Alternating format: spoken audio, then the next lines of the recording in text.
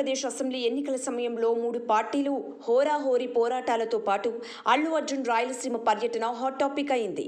తాజాగా హీరో అల్లు అర్జున్ నంద్యాల పర్యటనలో నిర్లక్ష్యంగా వ్యవహరించిన 2 కానిస్టేబుళ్లపై ఉన్నతాధికారులు చర్యలు తీసుకున్నారు. కానిస్టేబుళ్లు స్వామినాయక్, నాగరాజును వీఆర్కు పంపిస్తూ ఆదేశాలు జారీ చేశారు.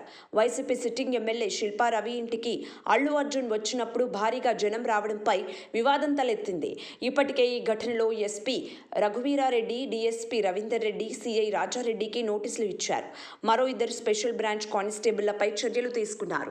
2 టౌన్ హెడ్ కానిస్టేబుల్ స్వామినాయక్, తాలూకు కానిస్టేబుల్ నాగరాజులపై తాజాగా చర్యలు తీసుకున్నారు.